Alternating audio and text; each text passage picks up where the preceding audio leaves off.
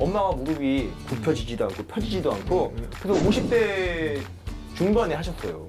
저희 어머니하고 비슷한 경우인데 아. 그때 어머니가 이제 하도 해달라고 하니까 나는 안 된다. 내가 무릎이 망가진 것도 108배를 하도 해가지고 네가 공부를 못했어. 그거 일리 있는 말씀이에요. 그래서 그러면은 원장님 예, 예. 어머니가 이제 수술을 예. 하셨어요 무릎을. 예. 근데 이게 쓰다 보면은 그 수명이라는 게 있잖아요. 그러면은 이 금방 닳아서 또 수술을 해야 되나요? 보통 그게 이제 재질에 따라서 달라요. 네. 재질에 따라 다른데 그거를 너무 단단하게 하기 위해서 코발트 같은 거 씌우게 되면 이제 그런 게 이제 신경 독성이 있어서 그게 또 장단점이 있단 말이에요. 근데 코발트를 씌우는 게 오래 가긴 해요. 아. 근데 이제 그게 보통 또 말고 딴 거는 뭐였죠? 코발트 말고. 이제 신경 독성을 좀 안전하게 하기 위해서는 이제 다른 거 플라스틱 쓰고 여러 가지 쓰는데 신소재가 자꾸 나와줘야 돼요. 아. 이제 신경 독성이 있어서 치매 같은 것도 빨리. 아 정말요? 네네. 그래서 지금 쓰는지 안 쓰는지 몰라요. 그거 한 5년 전 얘기인데.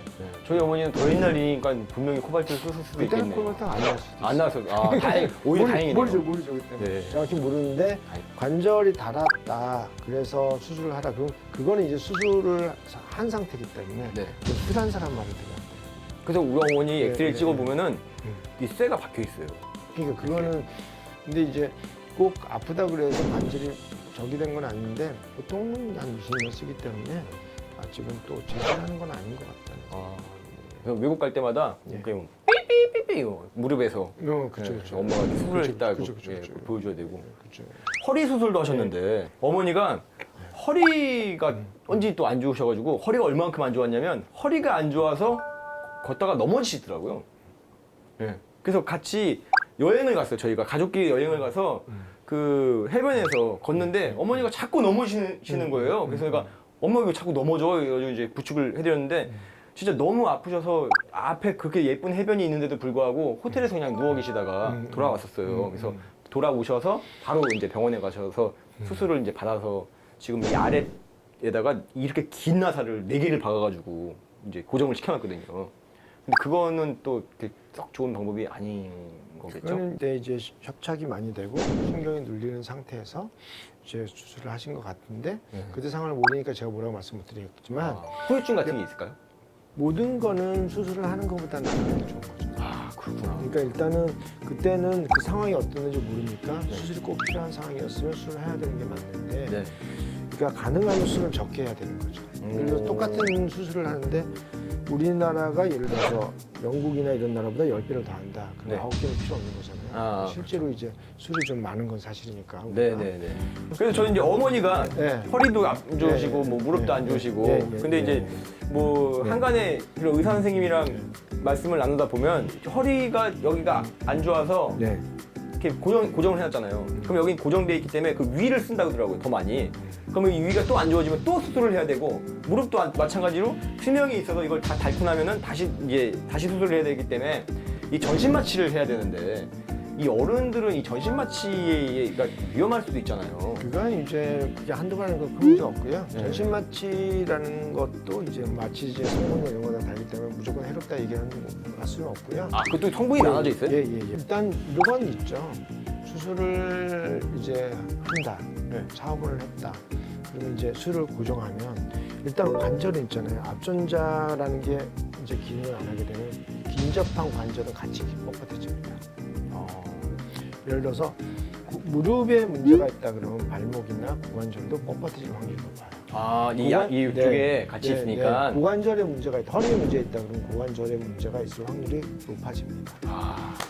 또 실제로 이제 사업원 같은 거 하게 되면 뭐 10년이나 5년 안에 그 윗관절이 망가지게 돼 있어요. 그래서 수술은 항상 있잖아요. 최악의 상황에서 외통수에 걸렸을 때는 어쩔 수 없이 해야 되는 최선의 선택이지만 외통수가 아니면 웬만하면 피하는 게 낫다. 가능하면 줄여야죠. 지양하는 게 낫다. 그래서 어머니 나한테 모시고 왔었어요. 아, 그러니까요. 작가님이 빨리 연락을 하셨어야 되는데 만약에 수술을 했는데도 계속 통증이 있다.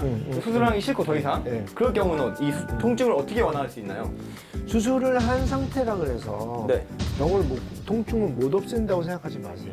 오. 아까 말했듯이 앞전자가 도와줄 수 있는 부분도 꽤 있잖아요. 그렇죠. 수술을 했다 그래서 뻣뻣한 게 부드럽게 못하는 건 아니잖아요. 네. 그럼 부드럽게 해서 좋아질 부분도 있을 거 아니에요. 네네. 그걸 찾아야지. 그러니까 어머니한테 이제 눈 감고 앞전자를 그런 훈련할 것도 수 할 수도 있는. 있고 예. 그다음에 이제 거기 관련되는 뭐 가벼운 뭐 마사지라든가 이런 것도 할 수도 스트레칭이라든가. 있고 예, 뜨거운 물에서 뭐 할 수도 있고 근데 정확하게 어디가 문제인지를 알고 해야 될 거와 피해야 될 거를 잘 알고 한다면 이제 할 수 있는 방법은 많이 있겠죠. 예. 그다음에 이제 이런 분들이 약도 많이 드실 텐데 네네. 약을 고정적으로 똑같은 약을 먹게 되면 이런 진통제 자체가 또 만성 통증이 일으키는 원인이기도 해요. 와. 약이 아니고 대체할 수 있는 부분이 있으면 또 네. 그런 것도 써야 되고 그래서 이렇게 생각하세요. 뭐 어떤 것 지금과 같은 상황에서 중요한 거는 뻣뻣한 걸 더 뻣뻣하게 하지 않고 어떻게든 유연하게 만들어야 네, 돼요. 부드럽게 만들 수 있는 거. 그게 중요하고 그다음에 너무 그러니까 뭐 이제 약이나 이런 거에 너무 의존하게 되면 그 자체가 또 다른 문제를 맺는다. 네. 그다음에 또 예를 들자면 통증을 없애버리는 약은 없다. 아. 근데 예를 들어서 미국에서 통증이 심한 지금 어머니 같은 경우에 마약을 막 풀었거든요. 네, 네, 네.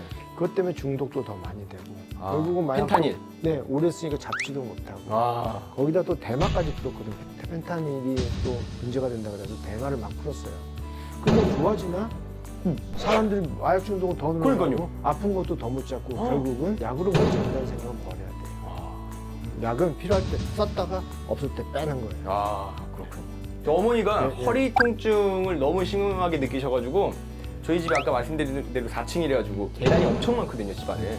그래서 제가 집을 대대적으로 수선을 하면서 고치면서 엘리베이터를 심었어요. 잘했어요. 네, 근데 어머니가 엘리베이터를 심고 나서는 이제 다리가 안 아프고 네, 허리도 안 아프고 너무 좋아하시거든요. 왜냐면 무거운 걸 입고선 4층까지 못 올라가요. 잘했어요. 아, 감사합니다. 그래서 이제 저는 어머니가 안 움직이고 그냥 집에서 편하게 맛있는 거 드시고 그냥 TV 보시고 이랬으면 좋겠는데 너무 살림을 너무 하세요. 그 일단 그거는 또 안 움직이는 게 또 아까 앞전자한테 제일 큰 적이기 때문에 아, 또 그러면 움직일 안 때 되고 움직여야 된다. 적절하게 잘 조화롭게 하셔야죠. 그렇군요. 알겠습니다. 네. 오늘 말씀하시는 걸 어머니께 제가 꼭 전달해서 네. 우리 어머니의 건강도 지키고 네. 또 이 영상도 보여드리겠습니다. 네. 원장님 오늘 너무 감사드립니다. 감사합니다. 네, 그러면 자, 전 세계 통증이 없어지는 그날까지 통증의 국경이 없다. 없다. 자, 다음 시간에 만나요.